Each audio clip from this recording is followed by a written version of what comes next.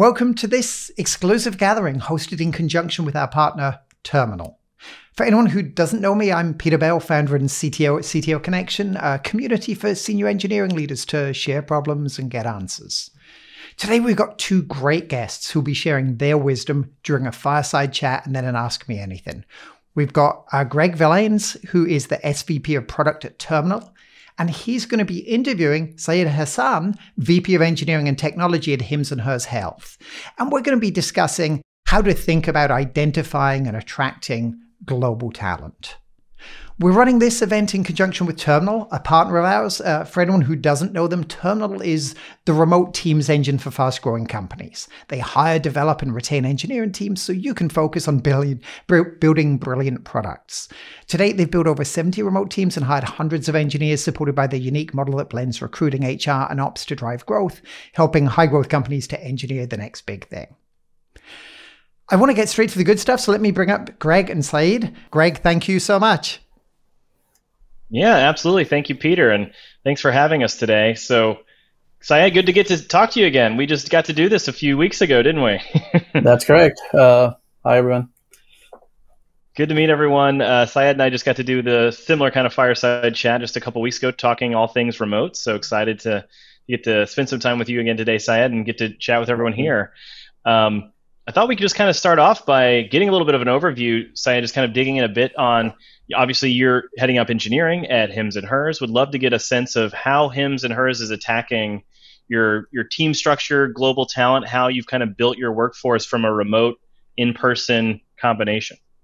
Yeah, thank you for having me here. We had a good discussion last time as well. So Hims & Hers is in an interesting space. We're just growing really fast. A lot of things happened in the past year. And with that, I mean, we need to build a lot of things and scale the team. So that's always a challenge. Right now, the team is 100% remote, and it's working very efficiently. I mean, we do miss the whiteboard sessions and stuff, but there are always ways to really compensate for that, and we're working on those and learning. Yeah, I know that Hims & Hers has kind of been on the earlier edge of remote work. Have you always been remote, full remote? Did the pandemic push you one way or the other? How have you kind of evolved over time? Yeah, so engineering was mostly remote even before pandemic, but during pandemic, I think the whole organization, the company went remote only. So now everybody, all other departments as well are remote. Gotcha. Did you find that the engineering team was pretty well set up to make that hard transition from kind of the mostly remote, but then everyone forced into it kind of by virtue of the pandemic hitting everybody? Yeah, I mean, the transition was almost seamless. Our productivity was actually not impacted at all, but since we were already practicing that kind of way of working, it just kind of worked, and it was a very easy transition for us. That's great. You mentioned that the whole company was also kind of made the shift. Now that, they're, depending on how you feel about the Omicron variant and some things that are kind of floating out there, how are you all thinking as an organization about getting back into an office environment? Is it something you're going to stay fully remote? How are you all thinking about the future, 2022 and beyond? Yeah, I think the plan is to have these sort of offsites where we can bring all the engineers together and spend some time. But I think there's no plan to really go back and have a in-office experience. I think a 100% remote works for us. We have high productivity and high engagement, so we're learning as we're moving forward. But I think it's just getting better and better. Yeah. I think as we practice these muscles, we get better and better at the kind of remote world. Have you talked to anyone kind of in the industry who's trying the hybrid remote strategy, where you've got some folks in the office, some folks some folks remote? What's your take on that? How do you feel like that's work? I mean, just kind of your general market perspective. Yeah, I mean, I talk to a lot of friends in the same industry. I live in Bay Area, so there's a lot of companies trying different things, and you always exchange notes. So I think the companies that are doing hybrid, where the whole team is spending a few days at work and then spending some time remotely, works as well. I feel a little bit not that comfortable with a scenario where some team members are 100% remote and then some are 100% in office, because then you kind of have to figure out how to balance the communication and activities that goes on. But most of the teams either are 100% remote for now, or they're really having that hybrid model where they share the office space as well as a whole team. Yeah. I think there's also, if you're doing the hybrid remotes, you've got to invest physically in more kind of always on environments. So it makes the remote to remote experience seamless, whether you've got a Zoom room set up, whether you've got kind of the instant on conference bridge, whatever those things are, you've got to make that really seamless, or else you're going to have kind of a have and a haves not scenario where folks who are in one spot don't necessarily feel as looped in or integrated as the rest of the team. That's true. I mean, you have this on and off switch, so you have to really, switch your thinking and ways of working between the two different mediums. So it's kind of tricky. Yeah, for sure. Since one of the things I love about being kind of the product and engineering space is that it's a very creative medium, right? You're always learning, you're always collaborating, you're solving problems together. How have you thought about for, hims and hers, as you think about the engineering group, especially kind of collaborating with product or design or what have you?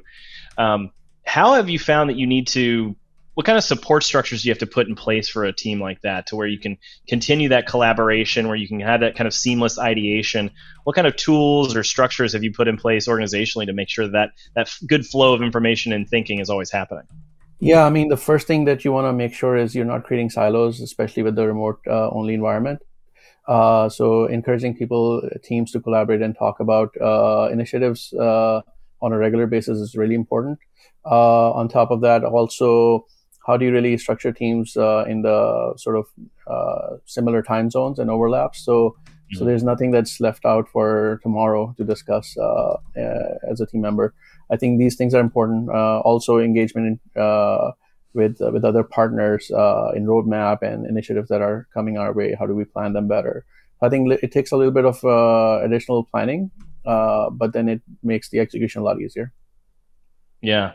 Did you find that you had to talk differently, or try to, as you think about instilling kind of a remote discipline, did you have to do a train the trainer kind of scenario with your managers to make sure that they were kind of embodying some of those skills, or you just mentioned, right? Syncing, collaboration. Did you have to help build those muscles with the team itself? Yeah, the team has grown quite a bit from last year, and it's still growing. So you get all new engineers, and they have other experiences in the past. How do you onboard them in a way that they feel like they're part of this ecosystem, this engineering team? And the whole thing comes to the company culture, right? So when everybody's really operating in a way that it's working for us, they're all humble and driven, it's really easy to onboard people. And then you just have a defined sort of onboard plan that really helps get them up to speed fast. And then they can see the results quickly anyways. We have these, like these scrums every day. We basically put all the engineers in on one call and just discuss exactly how things are going throughout the initiatives across the teams. And then you have your regular stand-ups and collaborative sessions. So there's many ways we keep their engagement high, and again, track the progress on a very regular basis. Yeah. I know you mentioned fast growth. Hims and Hers has obviously been growing and growing for the last several years. Mm-hmm. How have you thought about, building? You got a strong culture at the company, but also bringing in outside voices helps kind of and that culture, right? You bring in new perspectives. You try to bring in new ways of thinking. How do you balance kind of making sure that what Hims is all about is communicated to the new folks, while also absorbing in new ideas and new perspectives as new team members are joining? Yeah, I mean, we're all evolving, we're all learning. Everybody brings their unique experiences. How do we take advantage of that with their background? What kind of team size they're coming from? I mean, that all kind of adds up. But at the same time, also we want to make sure that they understand what the culture is, how we do things here, which is working for us, and how do we really identify those opportunities quickly and try things. I mean, it's a young company. There's a lot of missing processes, and every time we see an opportunity, again, it all comes with more discussions, more talking about how to optimize things and apply it. Yeah, if it's anything like us, a lot of retrospectives. That is true. We do go through A a lot lot. of what worked and what didn't work. It's the only way you can learn, though, right? Is digging into what worked and what didn't, and kind of fleshing out the hard stuff. Exactly. I mean, you have to keep iteratively trying new things and rule out the ones that didn't work, and then that's how you really identify the winners, like any product development as well, right? And just apply it on us.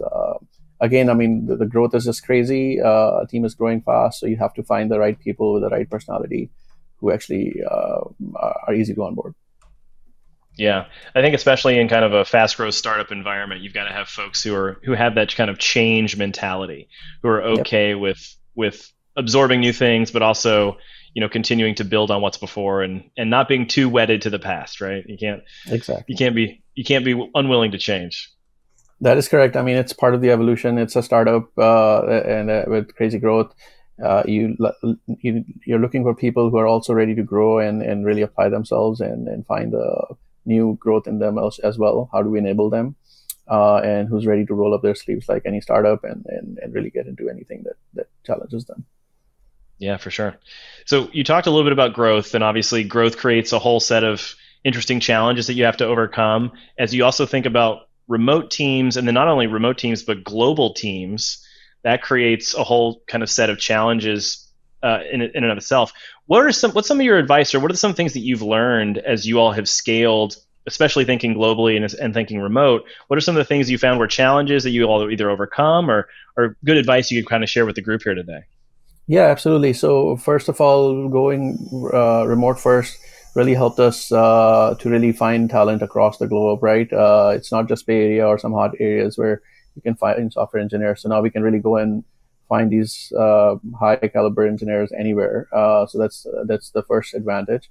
So it gives us a bigger pool, a lot easier to hire. As we all know, it's not easy to really build a team.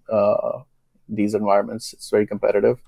And also, I think what works for us is how do we find this overlap in terms of our time zone. So that enables the engineers to really talk to each other more often and collaborate on things when they're working on the same project. So that's also working out for us. I mean, if the engineers are like spread across different time zones, how do we find the opportunities for them to have at least a few hours of overlap so they can really in person exchange notes and discuss things as we move along. Yeah, that's actually an interesting point to hit on a little bit. I'm sure you've worked in places in the past where you had international teams where you weren't time zone aligned, where you had more of an async sort of working Yep. structure. What's your thinking on async versus time zone aligned? Like, why is that so important to you all? Yeah, because I mean the team is still small and we have lots of initiatives. It's something that we've tested and it works. Having that overlap really gives us that ability to get stuff done quickly with less questions and less, sort of follow-ups. It works better. I think the follow the sun sort of a model works for things like operations and support. But since we're not that big, it's not the right time for us to really try out with that kind of models. But I've seen that model work in other shops where you have the capacity and the challenges there, where you have to keep like say for example, DevOps teams really monitoring builds and stuff overnight and all. But for us, I mean, what works is the overlap, the collaboration, the feeling of having everybody available all the time when you're working. It really works for us. Yeah. So you mentioned collaboration, just to dig in a little bit on that. I'm assuming your team is probably interfacing with lots of different parts of the organization, product management, design, potentially product marketing, other groups. How have you found that, again, in the remote world, what are some of the things that you've built to, you mentioned the scrum of scrums from an operation perspective within engineering. As you've thought about other teams, how do you all make sure that you're collaborating well? Are there certain tools that you've used, whiteboarding tools? Are there particular processes you found really important to kind of instill that cross-team collaboration? Yeah, I think it kind of comes down to how do we execute on projects. So planning, estimation, who's going to work on that feature and how long is it going to take. That all kind of plays in. Collaboration kind of happens after that between the couple of engineers who are working on on a feature to really have that tight connection. We do focus a lot on peer reviews, so we know exactly how things getting developed and all.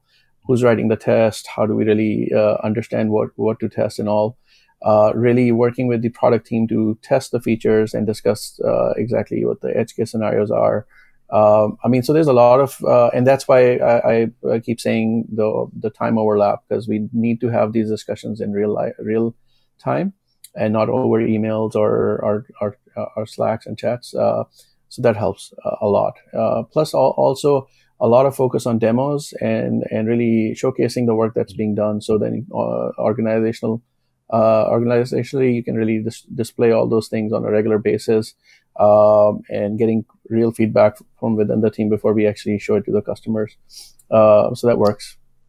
That's amazing. Greg and Syed, thank you so much. I do have a whole bunch of questions from the participants from the audience, so I'd love to jump into a few of those. Syed, Sarah asked, with the remote model, do you ask employees to stay in the same country, or could they work anywhere in the world, and would that potentially affect comp? Well, as long as they're available, I really don't care. They have to have like a physical address to really hire them, right? But if they are traveling and going somewhere else, that's just easy. As long as they're really available and working for us, right? I really don't care if somebody's working from Hawaii or from Alaska or anywhere, right? I remember I took over a small curriculum team, and one of the first things I did, they were all in an office and I was remote. I got one of them to move to Paris. I persuaded two of the others not to commute into the office. It was awesome. So Greg, you probably have more experience than all of us because you do this for so many different companies. Mm-hmm. How do you help your clients think about locations for scaling engineering globally? It's like, should I do Ukraine, India, South America? Like, how do you start that conversation? Yeah, it's interesting. Every client's got kind of different talent needs, what they're looking for. So part of the conversation is just what's key to you? What's critical to you? What are kind of your not only core engineering or particular product needs that you're trying to solve for, but also what's culturally important to you. What are the kind of things that are meaningful to you? And then based on where, what they're interested in, we can try to orient them to the right pocket of talent. The thing that's, I think, especially the pandemic has really opened up a lot of eyes for is that there's talented people everywhere. I think there's just so much opportunity now that's unlocked via remote that all these underserved pockets who just didn't have a way to get out and find these opportunities have now opened up. And so what I think we really focus on is that fit from a technology stack, product need, cultural fit. But then we really try to figure out from there, what are the keys around communication, language skills. One of the things we found is very critical is that time zone alignment, obviously, Syed mentioned that several times, is mostly what our customers find very valuable, but ultimately also finding the way that you can communicate easily, good language skills across the board, and find that cultural and engineering stack fit. That makes sense. Thanks, Greg. So say there were a number of people brought this question up in different ways, and there's been a conversation about it, but Pyman asked, what's the company culture in a remote environment? How can you make sure there is a company culture, right? How do you create that sense of trust and consistency without bringing people together at least once in a while? Yeah, I think great question. Everybody has this big challenge, right? For us, I think staying humble and really respecting each other's boundaries, of giving them the flexibility as well, really helps. And then once you have this sort of working for you, everybody who joins the team automatically adopts it. And then, the example is if we hire a new engineer, there'll be 5 engineers volunteering to really help onboard that person and get them introduced with other team members. And also it's a kind of like, it's natural now for us almost. It's that DNA we need to keep intact and keep growing, having that, preserved. That's great. And it reminds me again, like last company I was at, we had people on the team for about, I think on the team for 2 years before I actually met them for the first time. And that was pre-pandemic. Turns out you don't have to be in a room to build strong social bonds. You just have to be much more intentional about the process, right? Exactly. So Greg, I feel like another interesting part of this is we're all talking as if, oh, sure, I'm just going to take 20 engineers in Ukraine, or I'm going to take 16 in Buenos Aires. Turns out that other people are thinking the same thing. So attracting the talent is now a real challenge. It's like, yeah, I don't want to work for you. So What are you seeing in terms of expectations and desires that would motivate an engineer to choose one company and over another, whether they're US-based or international? Yeah, it's interesting. Part of what we do at Terminal is we truly try to understand and get inside candidates' heads, right? What's important to them? What's motivating them to either make a move? And it's a number of things. Number one, we find that engineers in particular are motivated by, what am I going to get to build?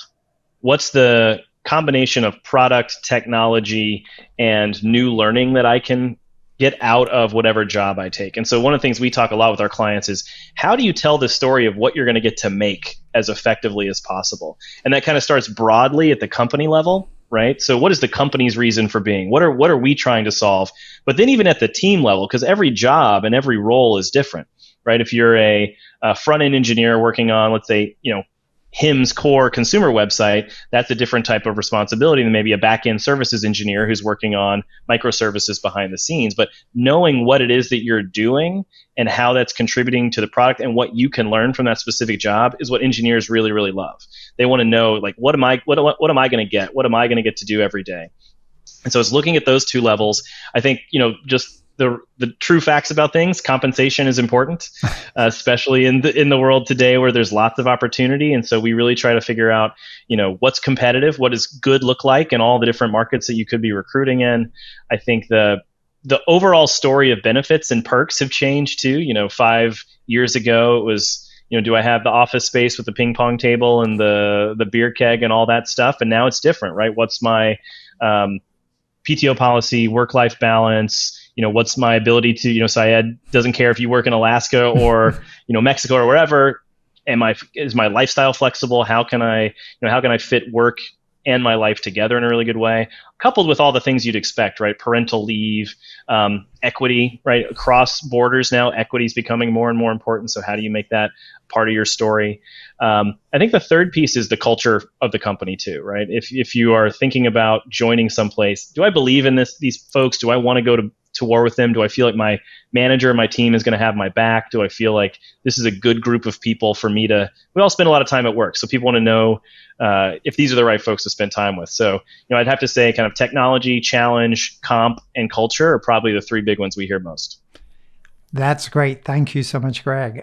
Syed, so I do want to dig into one thing because there's been a whole back and forth in chat, which is interesting, and it mirrors things I've seen before, which is there's no question, especially I think for slightly more experienced engineers, that there are huge benefits to work from home, especially if you're at the point in time where you have a social life, you've got a kid that you want to spend more time with. It's incredibly nice to be able to do that. At the same point in time, if I was like 23, just got out of college, I'm living in New York City or downtown in San Francisco, I kind of want an office post-pandemic that I can go into, hang out with my friends, build a life around that.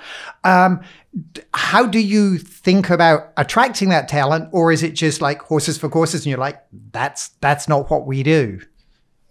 Yeah, so I think the trend I'm seeing is this is becoming more of a norm. So there is an expectation out there that it is going to be some shape and form of remote work going forward.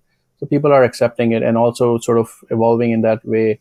The other thing that's important is these in-person sort of offsite on a regular basis as pandemic allows us. We just had one. It was amazing to really see the third dimension of all these 2D characters that we see through our cameras and get to know them more. And it was amazing to really spend some time, which was also not work related, to have that kind of personal connection with everybody. And I think it's a lot easier for them to come back and then talk to the same person after they saw them in, live as well. So you have to really figure things out and see exactly what's working and how you keep them motivated. The other thing is, how do you really, buddy these junior engineers with some senior engineers within the team who can mentor them and also keep challenging them with new tasks and allow them to grow. So we find those partnerships within the team, so then they can all benefit from each other that way. So thank you so much. And I think this is going to have to be the last question, unfortunately, for Greg, which I'd love to hear your perspective on it. Turns out the salaries seem to be almost normalizing globally. I mean, luckily, it's still a little cheaper in, Jakarta than it is in San Francisco, but it seems like not as much as it was. What do you think? Are we going to see like consistent salaries across the world, like in 5 years, 6 years? Like how and when how do you think that's going to